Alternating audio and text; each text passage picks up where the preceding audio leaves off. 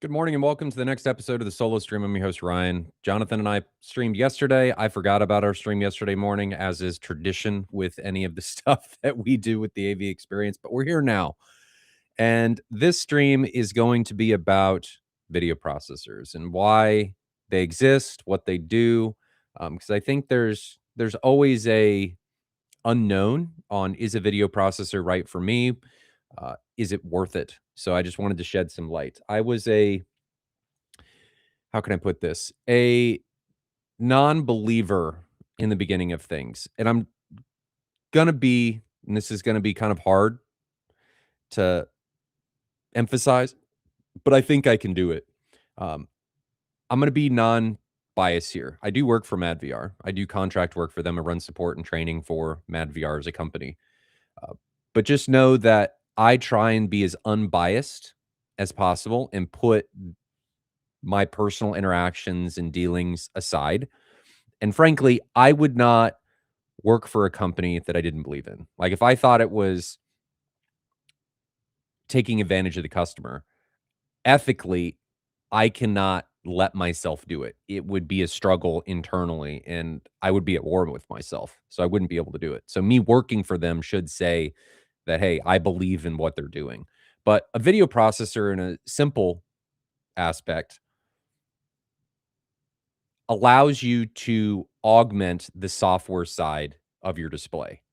A video processor is not going to fix hardware shortcomings. It's not magically going to give you better native contrast or intra-scene contrast or any of that. It may improve the contrast in a particular scene, right, by maximizing the distance that you may lose due to the software side of things.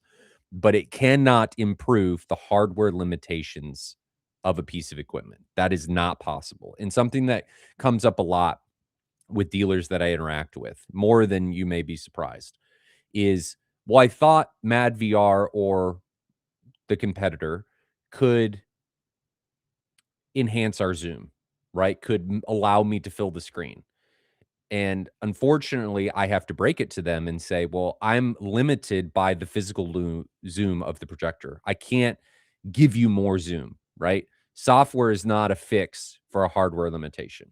I can augment it and make it better, the software part of it, but I can't make the hardware part better. You're stuck with that. So MadVR and Lumigen are they're only as good as the equipment they're attached to. That is the limitation. Now, they can do things like making old 1080p projectors or things like that, as long as they support HDCP 2.2. I don't know what the limitations are with Lumigen. I know that's a limitation with MadVR. As long as that limitation is allowed, they can feed them HDR content and allow them to process it, because Envy encapsulates HDR data, PEQ data, inside of a traditional gamma function. That's how it communicates to a projector. Now, we can send it normal PEQs, but that's, in a simple approach, how we get around a lot of displays' own tone mapping, because not a lot of displays allow you to disable their tone mapping. So if you keep it in SDR, you disable, in a way, the display's HDR tone mapping and allow a video processor like MadVR or Lumigen to be able to augment that. So where was I going with that? SDR. And it allows displays that would not normally be able to do HDR, or, say, as an example, I'm not picking on anybody or meaning to, early JVCs or Epsons, or really any of the early projectors. We might have a problem. Is there a problem? This is concerning. Oh, maybe he's talking to Derek. Okay. Anyway, back on the topic. And allow those displays to play HDR in a very well thought out, meticulous fashion. So as long as the display is able to handle HDCP, you can send it an HDR signal. Now, you're still going to be limited by the brightness and the color space and all of that stuff, but you can augment, again, the software side of things, which is very important, right? That is what something like Mad VR allows you to do. And most people know Mad VR as a HDR platform, right? How can we make the image better? And it does a lot of that. It in a simplistic term or a simplistic approach, what I tell people is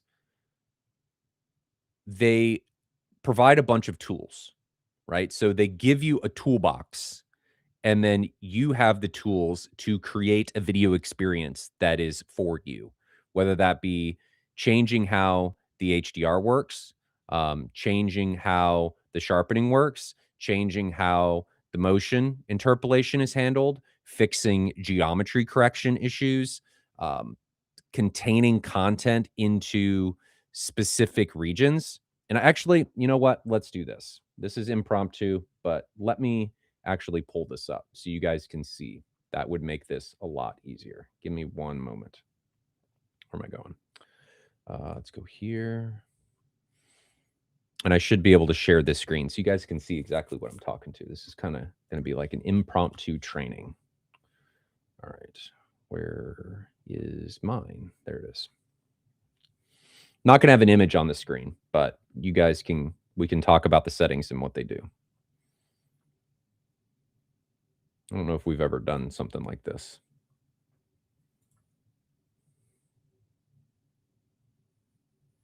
And you know what? I'm just going to turn the whole theater on. Why not?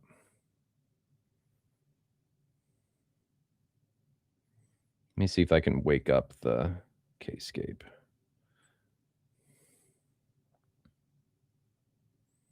Theater, wake up.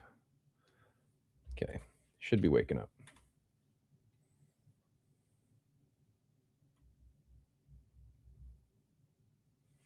There we go. So now let's share this window, this share. Okay, look at that. You guys can see the Mad VR. So I'm remoted into the Mad VR, and you guys can now see what it sees. Let's go just back to the movie wall. Let's go here. And I don't want that. Stop that. There we go. Movie wall. Come on. You can do it. There we go. All right, so we're at a movie wall. Sorry, it's a little slow. The team viewer takes a minute to respond, but you guys can now see what I see. So video processors allow you to do things like this. You can come in here, and I'm not going to take you through the entire setup process, but you can come in here and we can go to the assistant. And from here, I can tell Envy where my screen exists in physical space. So you would take these anchor points and you would put them in the physical corners of the screen. So I'm zooming the projector to cover my screen. Overscan is okay. You want to minimize the overscan because any type of overscan is light loss. And then you're going to put these anchor points into the corners of the screen. Again, minimizing overscan in order to minimize light loss. It's not going to be perfect, but getting it as close as possible. Then, once this is done, Envy is going to take all content and it is going to maximize it into this space. And I can show you that in real time. So if we do really any content, so if I turn on, let's just do, sure, Pirates of the Caribbean. I don't know what its aspect ratio is. 240. Okay. Normally, if I'm on a projector, I'd have to deal with zoom. But if I just go down to play scene and so we're getting away from the intro. Let's just play this. So this is going to play, and I was zoomed previously to 16:9 or roundabouts. It's not exactly 16:9, but you get the idea. So I am now fitting the screen. And you may say, well, this is not 240. And it's not 240 because Envy is actually doing nonlinear stretch. And this is what your content actually looks like. So you can see black bars, the top and bottom. I've got a black bar here, and I've got a black bar here. And Envy, without zoom, without shift, made this fit, and then layered on nonlinear stretch to make the image bigger. So you can see that my black bars went from here to there. They got a lot smaller. Now I can make these however I want. I could make them even smaller by increasing crop. Look, I'm getting rid of more of the black bars. I could increase stretch. So let's put this down. I could come down here and I could increase stretch. Center stretch, that is. Let's put that back to 6. I could come down here, increase horizontal stretch and make it bigger. So you have all of these tools in order to augment your existing video experience. Removing zoom and shift is a big part of that. Enlarging the image is a big part of that. So let's get rid of this. Let me back out of this content. We're going to get some strikes for having content up, but it is what it is. That's a big part of what we do. What video processors allow you to do is less stress in the video experience. Now, as it resyncs, the other part of this, talking about geometry correction, is, or screen boundaries, the geometry correction. And I have a little bit of this. You can see in the top left corner that there is a little bit of a curve. And that's because I don't have perfect geometry in my room. So geometry correction allows me to offset the bad geometry in the room and make it ideally so I either notice it less or don't notice it at all. And this is not keystoning. I am warping the image as it comes out of the projector so that when it reflects off the screen back to me, it looks correct. I can deal with curved screens. I can deal with angled screens. I can deal with projectors in corners, too high, too low. All of that stuff, you got a tool to deal with it. So again, I'm going to say this multiple times.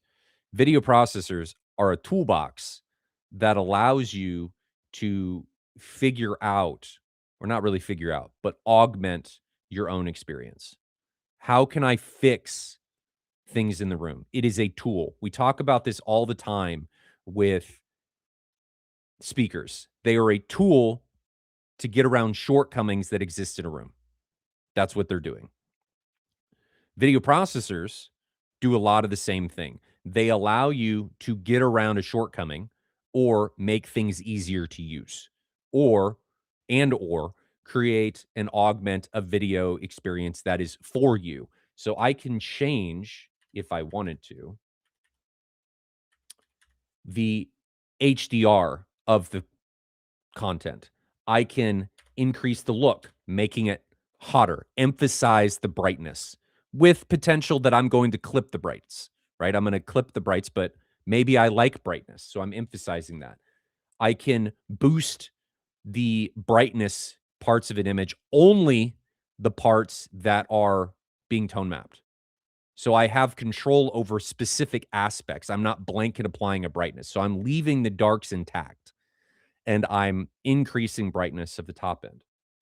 I can recover things that are lost due to, I'm going to call it compression. It's really not compression, but things that are lost due to compression in tone mapping that are blended together where you don't see the details. A great example of this, and it's not a lot of times one that people want, but film grain is something that tone mapping has a tendency to get rid of.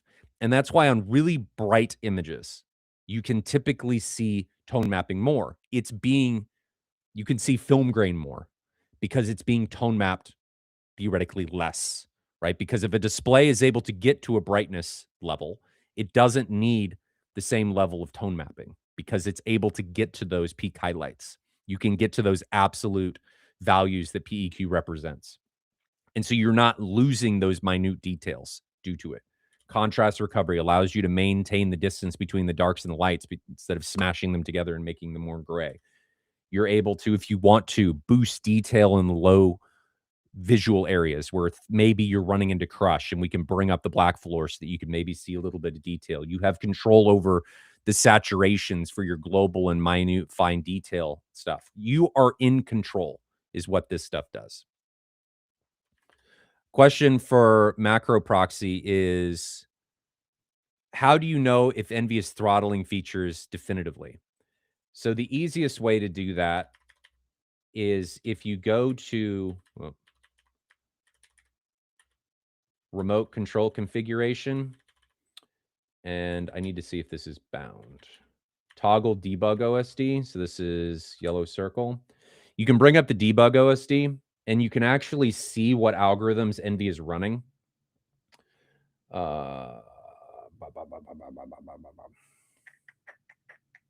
Algos. It's been a while since I've been in here, so let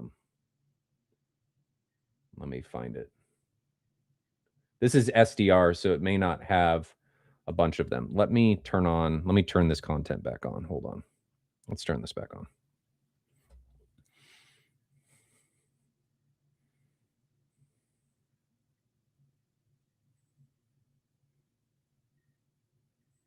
There we go. So let's pause this. Pause. So algos, here you go. So you got chroma, motion interpolation, HDR. These are the algorithms that it's currently running. So if these are coming in and out, it's throttling. It's not going to tell you what it's doing, but you can see what algorithms are currently being run and what it's doing. You can see the rendering. You can see all of this information. It's in the debug menu. But if the only time it's really, if you're on an extreme, a newer extreme that it's going to be throttling is coupling motion interpolation, high levels of motion interpolation with things like contrast and highlight recoveries is when it's really going to be doing it. Otherwise, you should be okay.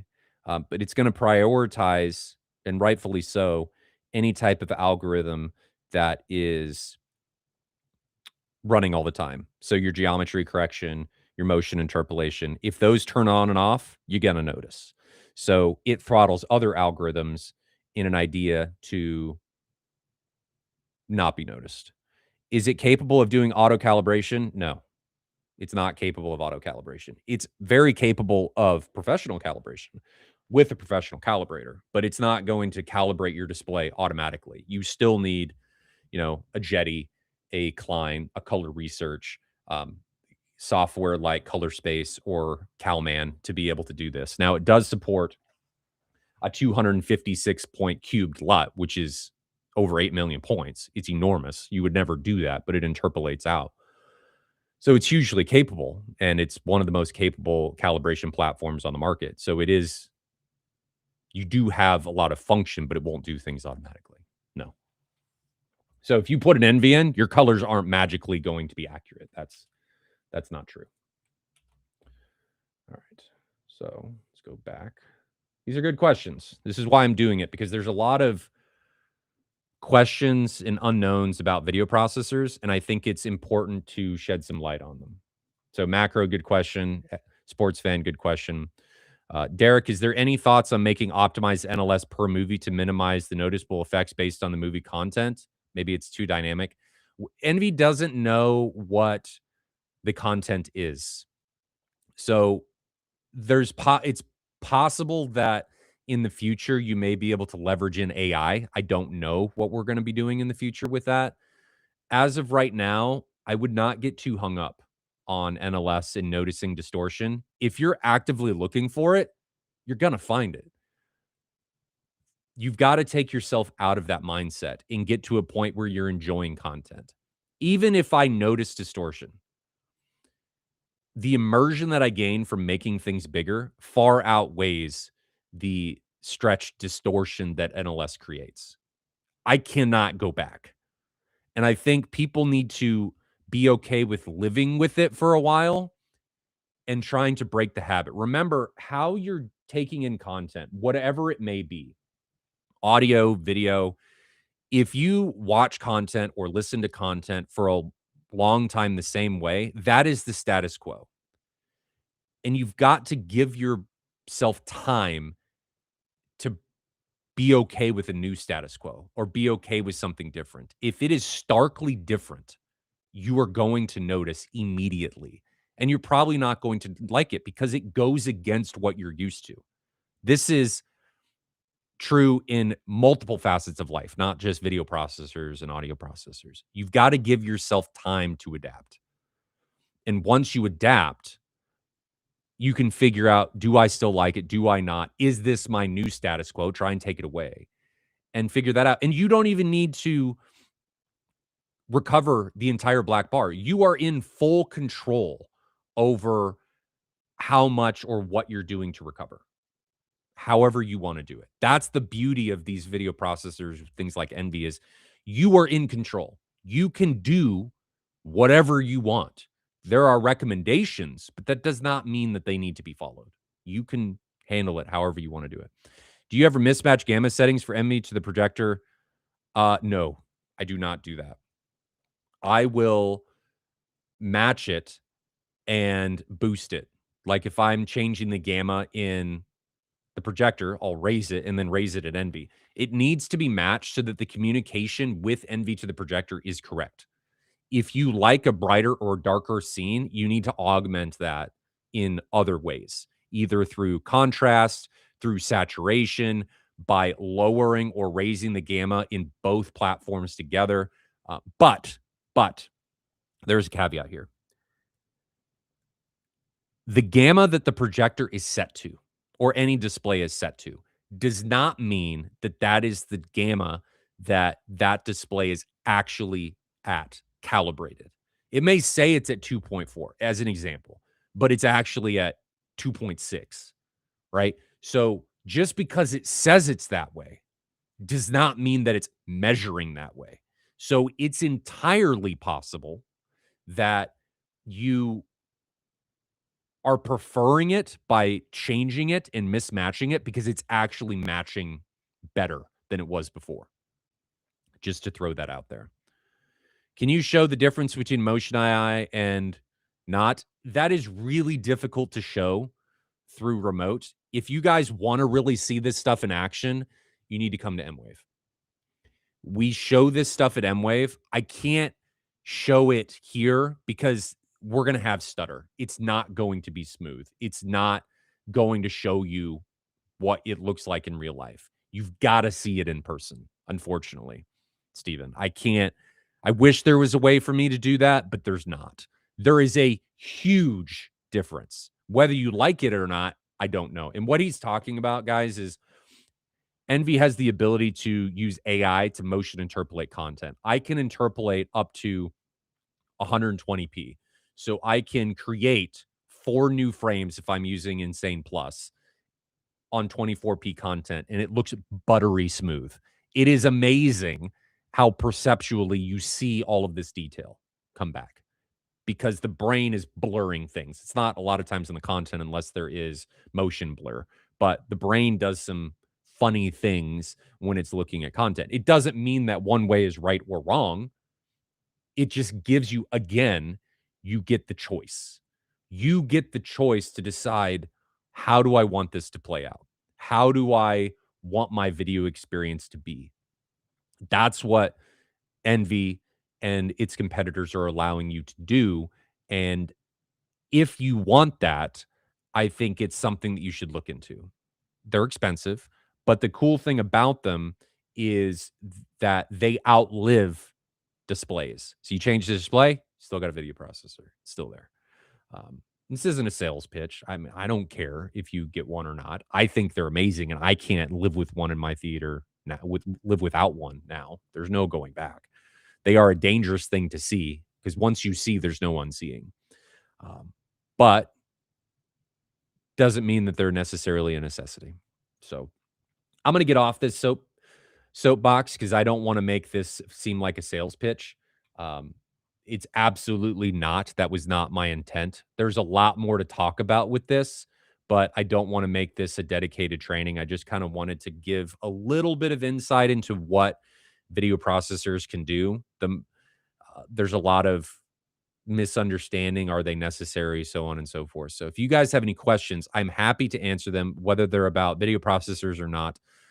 There's been some, go back and see if there's anything, other questions. So Home Theater Denmark says, I researched the distance on the wall versus baffle wall speaker on the silver ticket. And I think Denmark is talking about a question he posed to Jonathan and I yesterday. On silver ticket, it said 1 inch, 2.5 centimeters. I did add black masking behind, so I measured it and it was 3 centimeters. So I'm good, I assume. Is this a perforated screen or is this woven? Typically with woven, you're able to get much closer, and I'm assuming that's what you have. Perforated, you'd want it ideally further away because you need to provide time for the waveform to properly manifest before it hits the screen material. Allow the waveform to properly form before it hits the screen material so that it can get through it with less attenuation. So I'm assuming, given the distance that you're talking about woven because that's pretty close.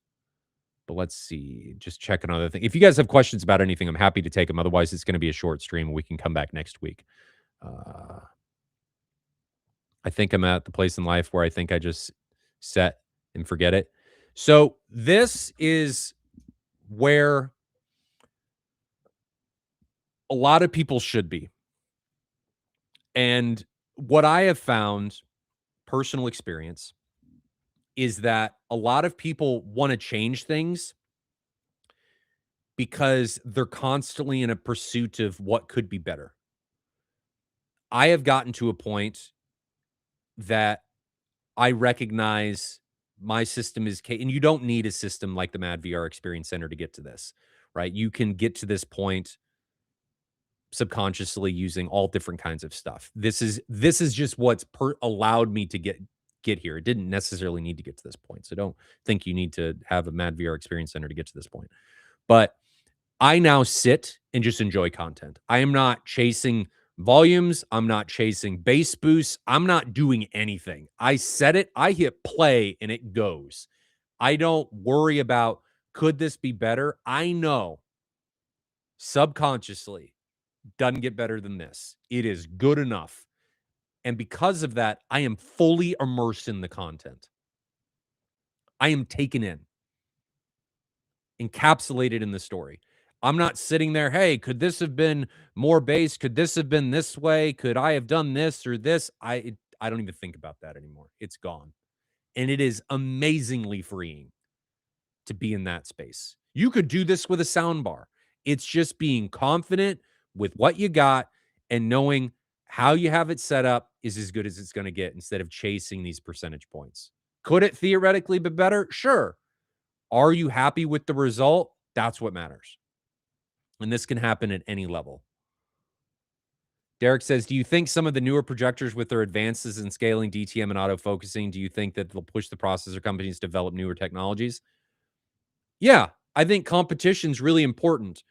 Now, a lot of what they're doing is still eclipsed by the video processor companies, more so than you would think. The demos that we do with Mad VR are side-by-side comparisons. I mean, we show this side by side, and it is stark between a display's capability and the video processors. It's not close in a lot of ways. Um, and the other thing is there's granularity involved. A lot of the projectors and displays don't allow for the granularity that something like NB is going to allow you to have. So you got to figure out what is good enough. Again, do you want full control over the system? Do you want to know what you're getting is as good as it's going to get? Or are you happy with where you're at? There's no right or wrong answer. You've just got to answer it for yourself and be confident in that answer. That's what's important. Knowing thyself and being able to put equipment in that augments that. Displays are getting better. And I think that's important for the industry. I mean, look at what the Valerian Max is. The Valerian Max for the price point is doing a lot. And it's really important that industries like AV, really any industry, have things like the Valerian Max that exist because it forces other companies, other vendors, other manufacturers to innovate if they want to stay ahead of the game. If they don't innovate and they stagnate, they're going to get left behind. So it forces innovation. The competition should be welcomed because it benefits the consumer. It forces things ahead. That innovation is what brings new things to the market. And that's important. Competition needs to be had. I won't turn this political, but it's why monopolies are a problem. When you got these monopolies, the interest stops becoming in what is in the best interest of the consumer, price and performance wise, and is just what benefits the bottom line of the corporation. So things like the Valerian are, in my opinion, very important to the industry. And I hope there's more of them because it furthers innovation. I think it's great. Not the Pro 2. I'm not happy with what it is. But the Valerian Max, it does great for the price point. Absolutely. The market is pushing into the area, though. I think things like new closed caption features are ways to keep that separation. Yeah. You got, as I said, you got to constantly innovate. You got to constantly push the envelope and offer new things in order to provide value. If you don't do this, where's your value? So you've got to constantly move forward and stay ahead. And that's MadVR's been able to do that. So some display manufacturers have been able to do that. I mean, a great example of this is what Christie is doing with Vader, variable dynamic range. They're doing, and what Barco in a different sense is doing with light steering. They're innovating. They're doing different things. And I think eventually you're going to see, though it was innovated and created for the commercial side of things, you're going to see trickle down. I mean, we're going to see variable dynamic range in residential. You're getting the trickle down already happening. Yes, it's on more expensive projectors, but it's already moved from commercial into residential. So that's that innovation benefits even the smaller consumer, even though it happened in the commercial space. I mean, GPS was a military application that is now everywhere in a residential and civilian sector. So innovation for a need or because of competition benefits everybody, in my opinion. Anything else? Nothing. Okay. Well, we'll leave it short. This was kind of a funny one. I don't know how it's going to be received by a lot of people because it was kind of a sales pitch. That's not wasn't my intent. I don't mean to, hey, let's go buy an that's not what I'm meaning. It's I just want to showcase what they do. And if you find value in it or not, that's up to you. I just simply want people to be informed. That's it. I want people to know, have the knowledge in order to make informed decisions. It's basically the same thing as DAC and audio, focus on processing and most likely does it better than integrated product does. Um, I don't know. DACs have gotten really good. And while you may have a measurable difference, if you're looking at like somebody like Audio Science Review with a mirror on a DAC, that's a whole nother can of worms. So I've got a dedicated DAC. I've got an X Matrix X Saber Pro that's sitting on my desk. It's a Synod of 120, phenomenal DAC. I'm heavy into headphones. I've got many pairs. And I did it because of what I talked about earlier with knowing what I'm getting is the best. I've done the comparison, right? I've put an integrated DAC like with a Blue Sound or the one on the Storm or a Denon Marantz, all of these different ones, and put them in comparison to my X Saber. I can't hear the difference. But the psychological subconscious feeling of knowing what I am putting in is as close to what is coming out as possible is very freeing. It doesn't matter if I can hear the difference. It's freeing at a subconscious level because I know and I'm confident that it's not changing, regardless if there's a measurable difference.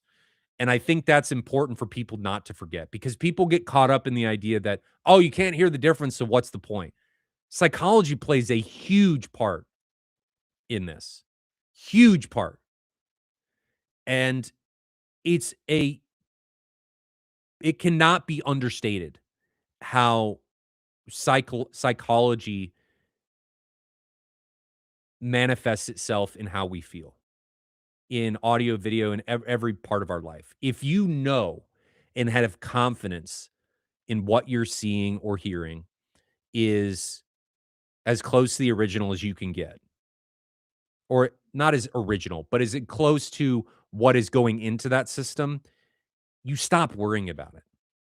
And it allows you to concentrate on the content itself instead of how it's being delivered.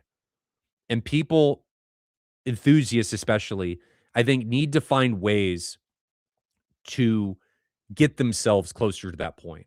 We're so caught up in the idea of equipment and how it's better or worse and how these measurements and stuff. And I think you've got to find the point, and I'm kind of rambling now, but you got to find the point of what gets you to AV nirvana.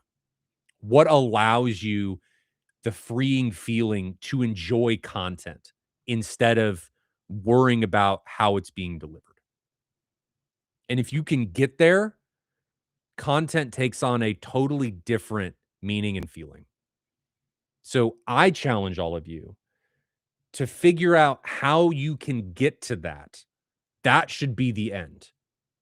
What it takes to get there is different for every person. My personal journey, I've talked about this on other streams, is I know on from my own experiences, if I take shortcuts, if I don't do things like the X Saber, my brain will wonder whether it's manifested in measurements or not. And I know that it's actually like I'm not going to hear the difference, but I still wonder, could it be better? And because I realize that, I know, do not shortcut something. Do not go here and spend less because it's good enough. And this is my own feeling. This is not how everybody feels. This is just what I've come to recognize about myself. This is the same with my Twitch streaming stuff that I used to do, my combat flight sim rig that sits behind me, any of my gaming stuff, music. I was a musician many years ago when I was doing that, cars, when I was into motorcycles, any of that stuff. It doesn't matter what it is. Tools, it does not matter. I have recognized about myself that if I, and it makes things more expensive, but it's just how my brain is wired. If I take a shortcut, I will be unhappy in some way, and it's going to happen. I'm going to spend more money shortly after that to get the one I originally wanted, and it's gonna cost me more money in the long run. I just recognized about myself. And it's more expensive up front, but over the short course, it saves me a little bit money because I'm gonna do it anyway. It's a burden, but it's what I figured out. And I live with it because doing that, I know it doesn't get better. It gives me confidence in what I'm using, what I'm experiencing is the end. And that's freeing because I stop worrying about that thing. AV, tool, whatever. It doesn't matter what it is. I stop worrying about it. It's no longer a problem. It's gone. It doesn't occupy my brain any longer.